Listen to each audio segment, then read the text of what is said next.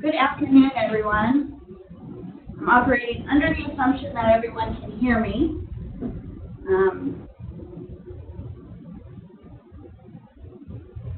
Looks like one person says they cannot. In the chat window that you have available to you, I'd ask the question, can you hear me?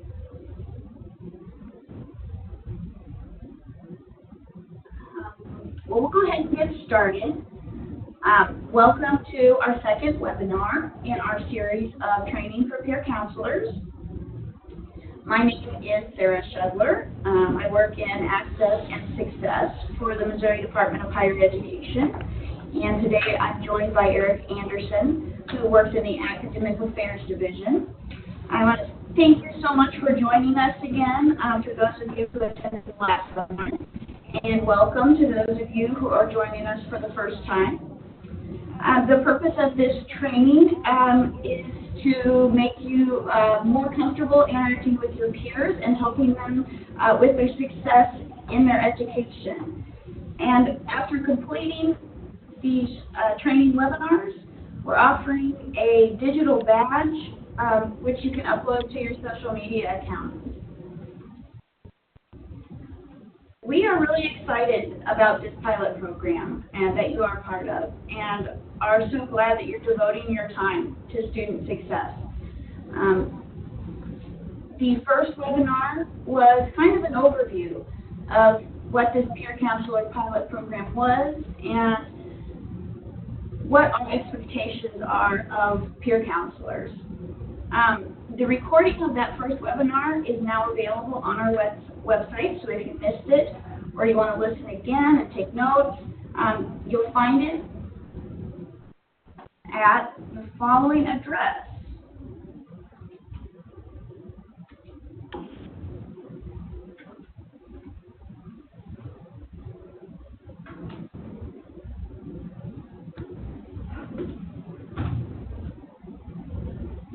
Just kind of recap what we went over last time. The peer counseling pilot program covers 3 areas that we have loosely defined: default prevention, financial literacy, and student success.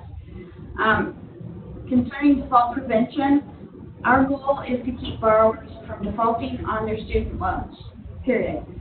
There are a lot of consequences when a borrower defaults on a loan, and it will really impact the borrower's quality of living later on. It can affect whether or not you're able to buy a house, the interest rate on your car loan, and even your insurance rate. In terms of financial literacy, we want you and your peers to become more financially literate, and that means borrowing only what you need, being smart with your money, living like a student while you are a student, and making sure that you're developing a plan for the future. And then student success is basically graduating from your program of study in a reasonable amount of time. We intend for you to know where to refer your peers to, not to answer all their questions. But when a student is struggling, when their success is in jeopardy, there are a lot of tools available to them, and we want you to be a resource for them to tell them about those tools.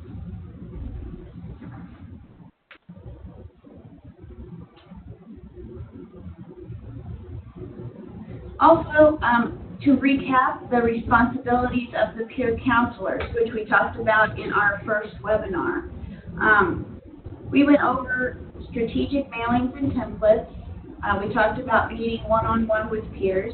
We talked about meeting with groups of your peers through presentations and activities. And then we also talked about measures, meaning how are you going to tell if being a peer counselor at your school was helpful and what effect it had. You can see all of those things, like I said in the previous webinar. And The examples and samples of templates will also be available very soon via our website.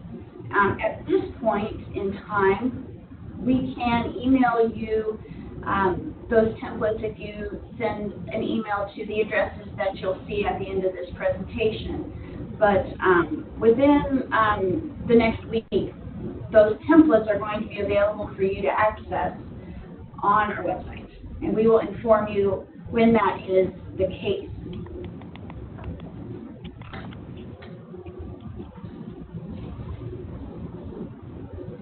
So getting into today's agenda, we're going to hear from Eric about the Student Success Initiative of the Missouri Department of Higher Education. We want you to be able to advise your peers to increase their success, and these programs that he's going to talk about will provide you with a solid background from which to advise your peers.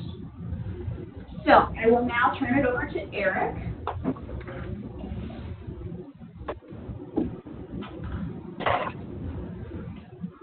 Thank you, Sarah. As Sarah mentioned, my name is Eric Anderson. I'm with the Office of Academic Affairs, Missouri Department of Higher Education. Many of the initiatives we'll talk about today, I've worked closely with over the past few years. So if you have any questions, feel free to type them in the chat box. I'm really happy to answer any and all questions that I can. The first two success initiatives we'll talk about today are 15 to Finish and Missouri Reverse Transfer. As Sarah mentioned, these are initiatives that are helping students succeed in a timely manner and help them earn the credentials that they have earned. The first we'll talk about is 15 to Finish. Graduating on time can help make college more affordable, but many full-time students do not complete an associate's degree in 2 years or a bachelor's degree in 4 years. Earning 15 or more credit hours a semester can help you finish a degree in less time and at less cost. There are a lot of reasons why students take fewer than 15 credits a semester. We think a large portion of that has to do with the federal definition of full-time, which is 12 credit hours a semester. A lot of institutional policies follow this definition. Financial aid follows this definition as well. But simply doing the math, you can't earn a 2-year degree in 2 years if you take only 12 credit hours a semester. You end up only with 48 at the end of 2 years instead of the 60 that are usually needed for an associate's degree. The same with a bachelor's degree. It can take you an extra year, 5 years, to earn a 4-year bachelor's degree if you take only 12 credits a semester.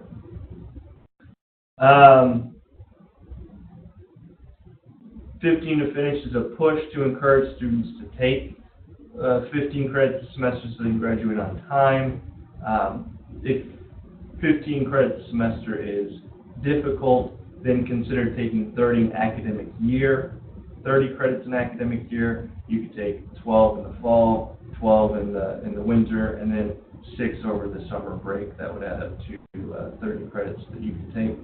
The MDHE is encouraging institutions to find ways to help students take 15 credit hours a semester, and that may be making housing available over the summer so students can stay on campus and take credits. It may be encouraging them to implement banded tuition, so it costs the same whether they take 12, 14, 15, 16 credit hours. That helps reduce the burden on students. We know a lot of students only take 12 because that's all they can afford a semester. But with banded tuition, that would help with the possibility of taking more credits without an additional cost. The Missouri Reverse Transfer Program allows students to use credit they've earned at 2- and 4-year higher education institutions to qualify for an associate's degree. So this works for students who started out at a community college. They earned at least 15 credits, and then they transferred to a 4-year institution before earning their associate's degree. The Reverse Transfer Initiative allows students to transfer credits that they're earning at the university back to the community college that will help them earn an associate degree. It's a way for students to earn kind of a mid-level credential while they're working on their bachelor's degree, kind of a milestone for them to earn while they're working on their 4-year degree. Are there any questions about these two particular initiatives, 15 to finish and the Missouri reverse transfer?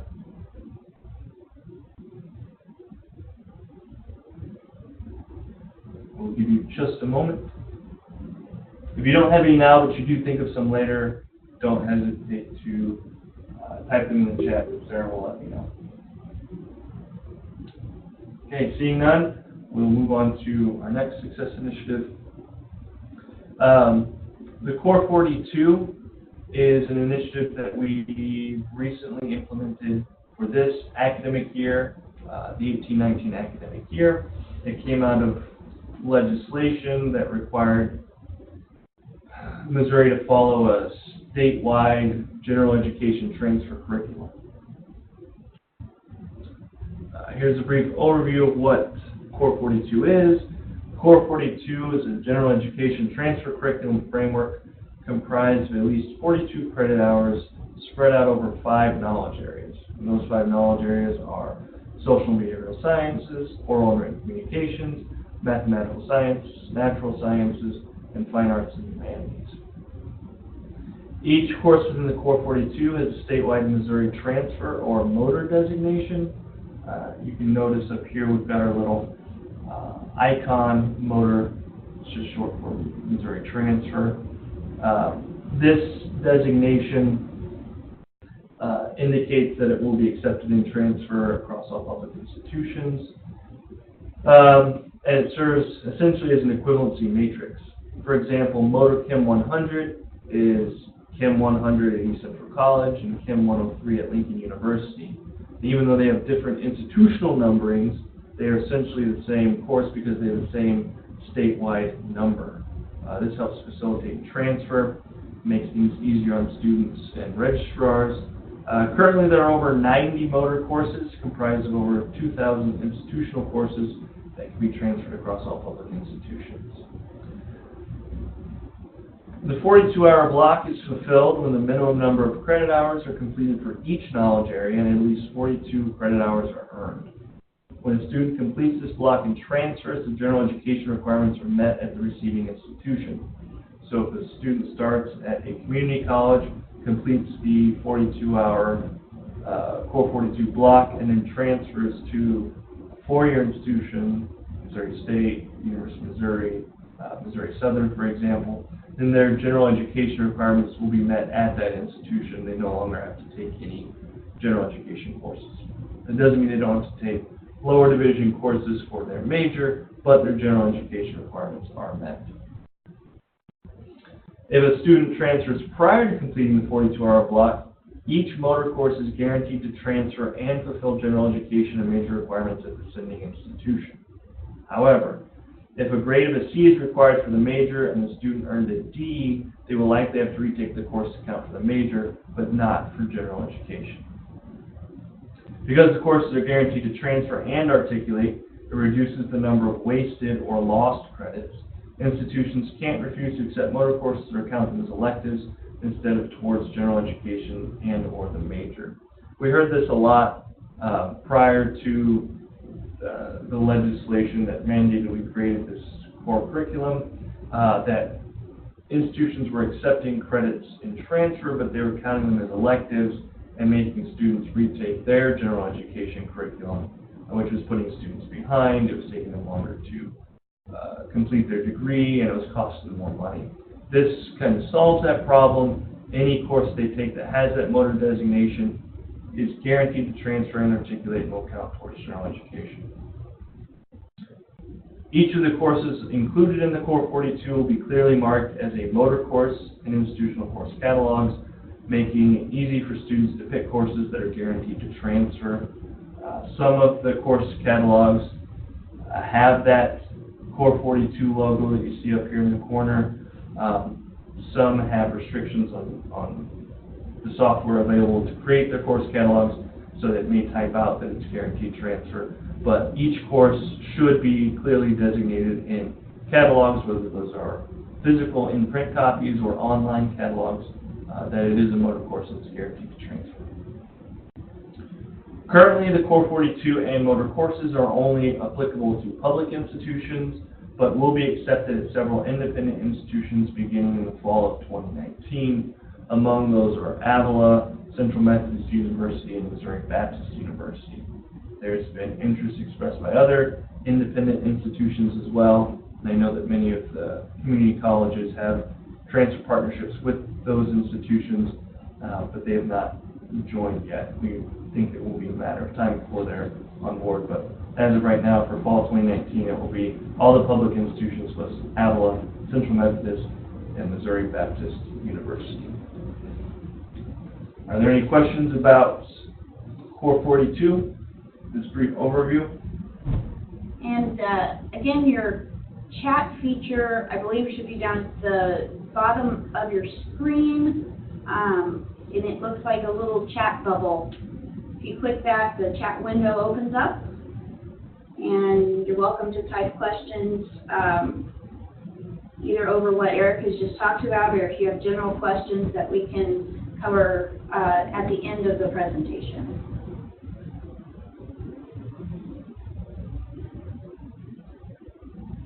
Again, if you do have any questions and we've moved on, we can always pause and answer any questions you have, whether it's about 15 to finish, Missouri reverse transfer, Core 42. If you want to ask all the questions at once at the end of the initiative portion of this webinar, feel free to do so as well. Okay, well, moving on then, one of the tools that we created to help facilitate transfer and help students understand the way their credits are transferred is the course transfer tracker. Here we have a screenshot of kind of what it looks like. We have a link here to the website, which I will hopefully be able to navigate.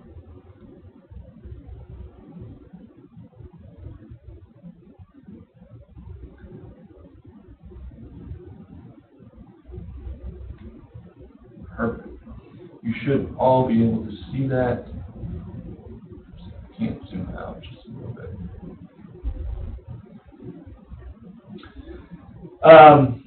So the course transfer tracker is part of our Journey to College website. There's some introductory text here that tells a little bit more about Core 42.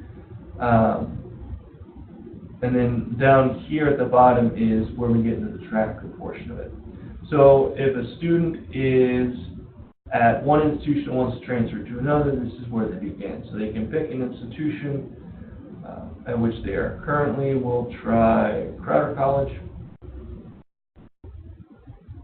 They can select the year that they were there. Currently, the only option is 2018-19, which is the current academic year.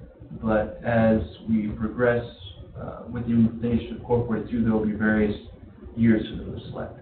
So they were at Crowder College in 2018-2019, and they took a number of courses. They took Advanced English Composition, Beginning Spanish.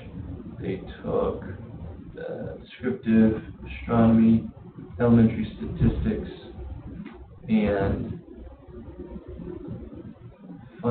let's say General Physics.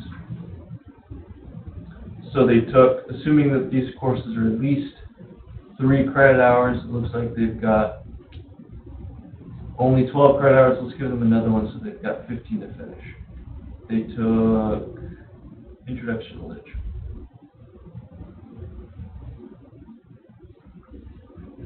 You can scroll down to the bottom, click Add Courses.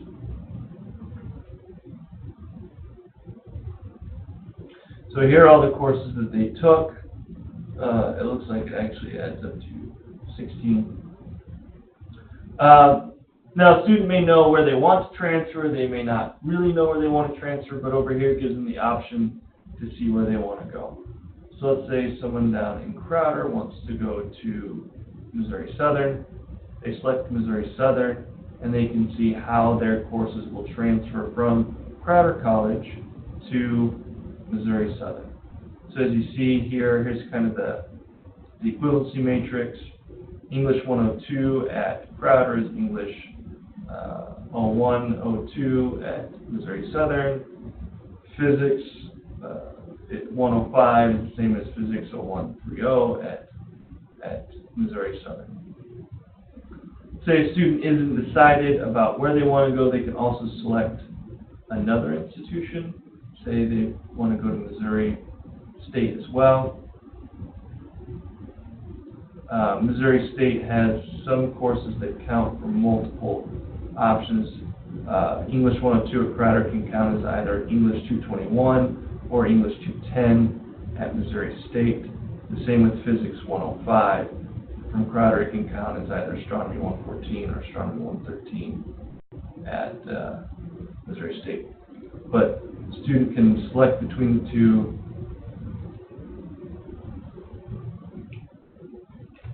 to see which one they like. Suppose they remember, oh yeah, I took some courses as well from Jefferson College across the state.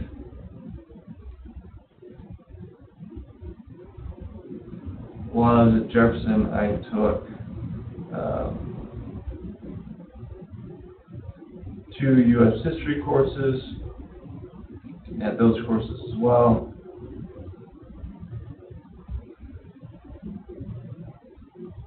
And it shows how they transfer from Crowder, or from Jefferson College to Missouri Southern.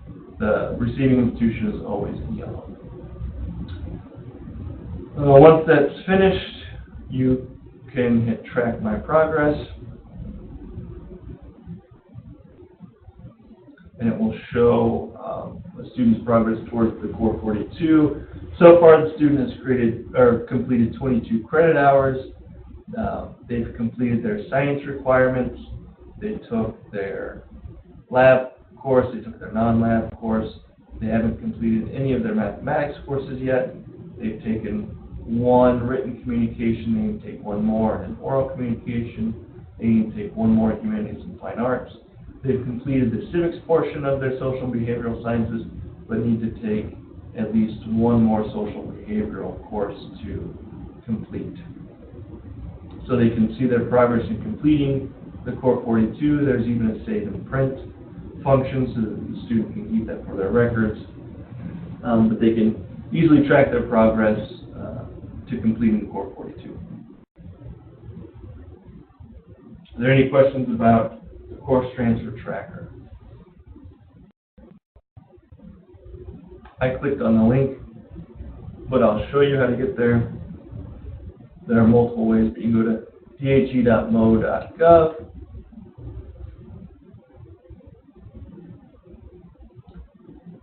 You can go to here in the top bar, Initiatives, click on Core 42.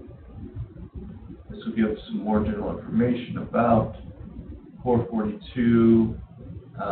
Right here is the course transfer tracker. And it will take you to right there. You could probably Google course transfer tracker as well. I don't know how will that work, but we'll give it a try.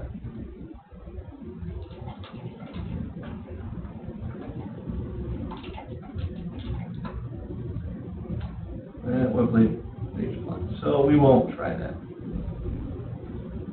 Are there any questions about the course transfer tracker or Core 42?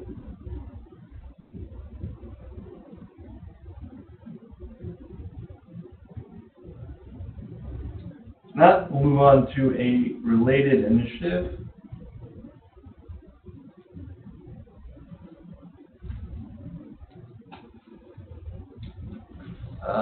The Missouri Math Pathways Initiative.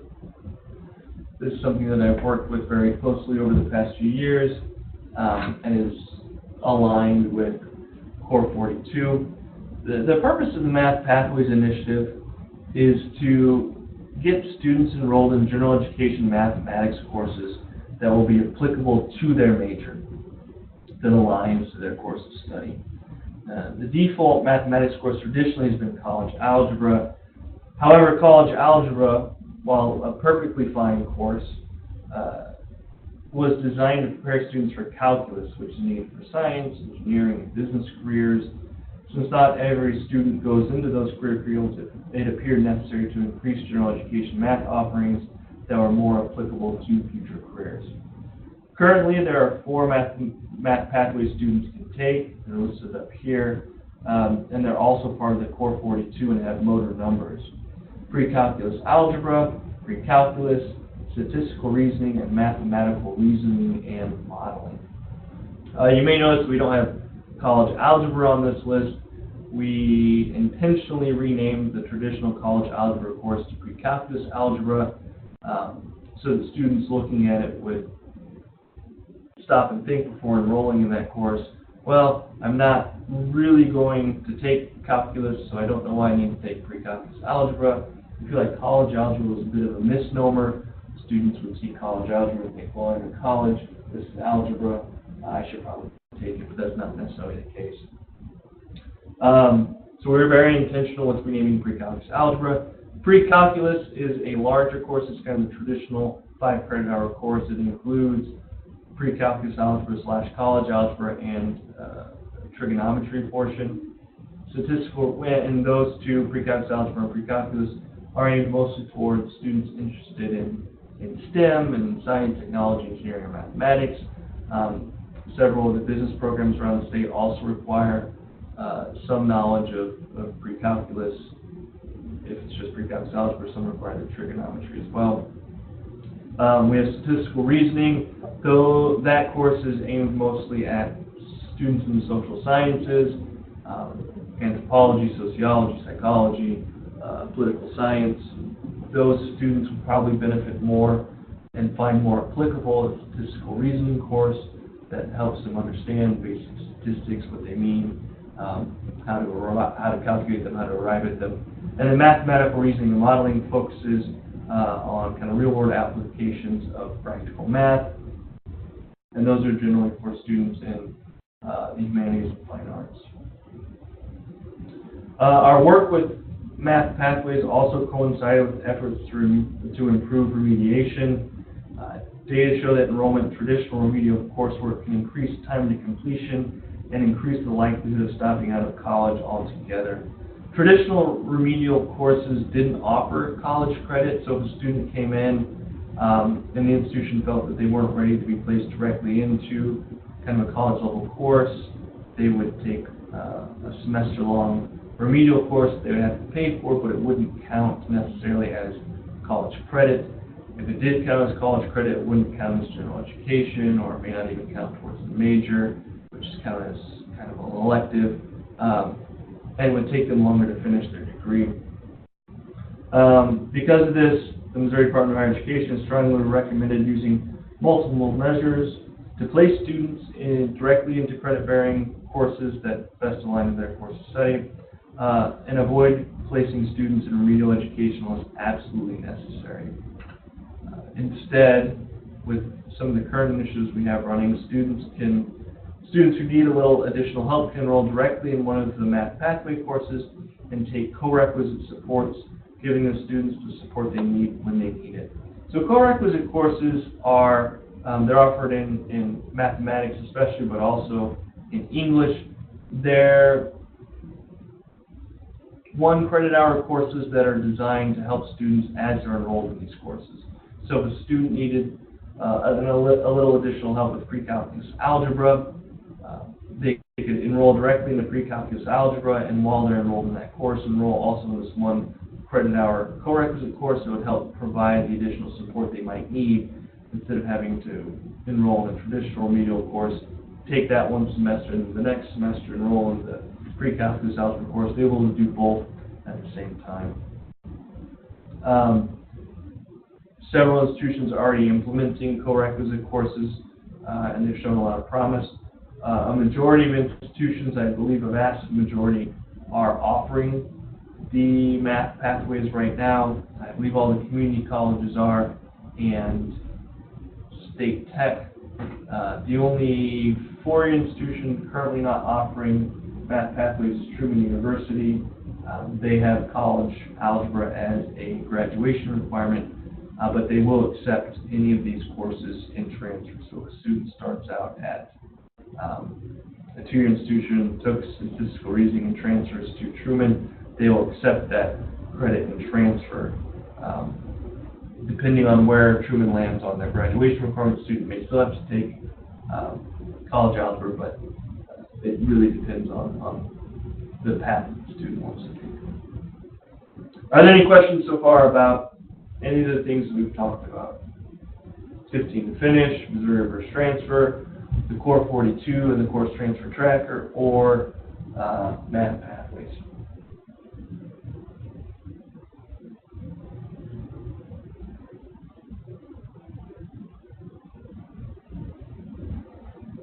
Again, the little chat bubble is what you click on to get to the chat window. I typed something in it in case anyone was having trouble finding it. And I believe Sarah has everybody muted, so if you do ask a question verbally, we cannot hear it. Exactly, yes. Yeah, so your best bet is just to type it into the chat. Well, certainly any questions that you do have, you can send directly to myself or Marilyn. Our addresses are at the end of this presentation, and we can get those questions to Eric, who can provide a thorough answer. Doesn't look like we have any questions right now. Oh, somebody's waving their hand.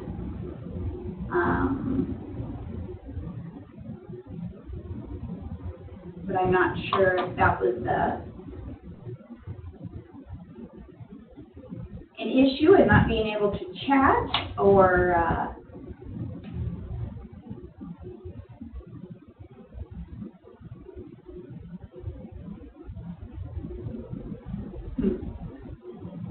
One thing I might add, while I have a little time remaining, is a lot of these success initiatives, especially Core 42 and math pathways, are designed primarily to remove barriers to completion.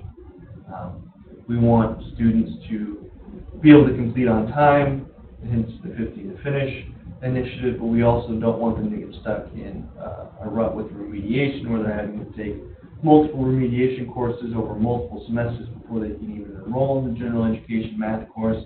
And we don't want students to lose any credits in transfer. Our focus around Core 42 and math pathways especially has been to focus on what's in the best interest of the students. There have been a lot of policy questions around how Core 42 will work. There have been a lot of institutional changes that have been made. And anytime we hear a question, what if scenario, we always respond with, well, just do what's in the best interest of the students. Ultimately, what we're concerned about is student completion in a timely and cost-efficient manner. We don't want students spending time, languishing in remediation or taking excess credits that end up costing them money, not just in terms of credit hour, but also opportunity costs, the cost of housing, fees associated with college attendance. We want everyone to come in and come out with a credential in a timely and efficient manner. Were there any questions? there were no questions. Okay. So we can move on. All right. If you're, Yes, thank you all very much. and thank you, Eric, very much for that great overview. I did want to talk about our communication platform. But first, I did just want to say that we hope that all of these things that Eric talked about, the transfer tracker, is something that you could go through with a peer who has questions, or that 15 to finish is a concept that you could promote. That if you hear of someone who is returning to school, perhaps would benefit from Missouri reverse transfer, or someone who doesn't really understand their co-requisite math class, or maybe is not taking a math class that's appropriate for them, that you might hear that and be able to kind of guide them on the right path. So once again, like I said, our communication platforms We really encourage you all to sign up for and or follow these and advertise them to your peers. We post rather regularly, and it's all timely information. We try to make it fun, or at least not terribly dry, and therefore maybe a little more appealing and more impactful. The last thing that I wanted to talk about is ordering your success supplies. We've had a few emails asking about the bookmarks, which you saw on the previous page, down there at the very bottom under text messaging. We have bookmarks that can be ordered for you to hand out to students to encourage them to sign up for the success text messages. We talked about what those were in the previous PowerPoint, previous webinar. Those are available right now, and all that you need to do to order is send an email to journeytocollege@dhe.mo.gov. In the subject line, if you'll put success supplies, tell us who you are and how many you need.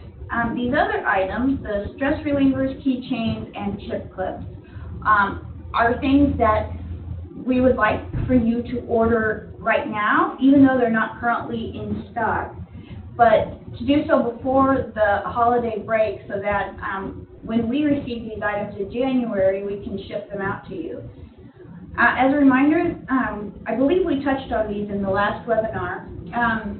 These are little giveaways that are related to success, that are hopefully something that would encourage students to participate, or would just kind of lighten the mood a bit if a student is really struggling.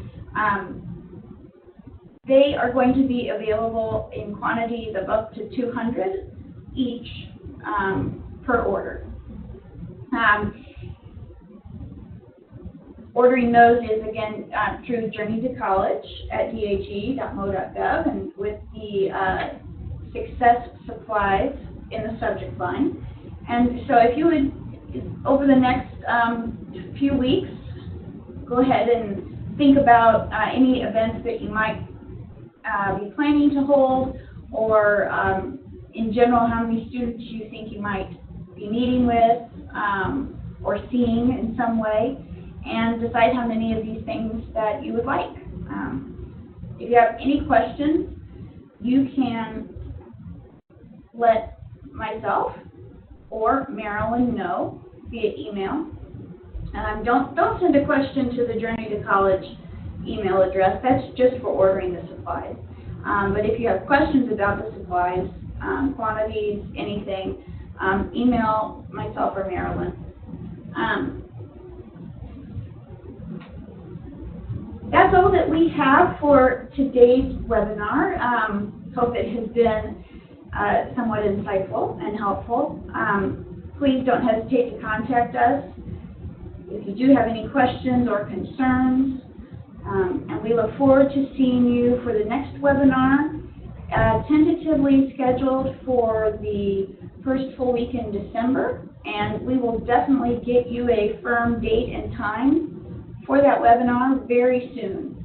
We will also endeavor to post this webinar on the Success Services webpage as soon as possible. So unless there are any final questions to be typed into the chat, we will say good afternoon to you, and thank you very much for joining us.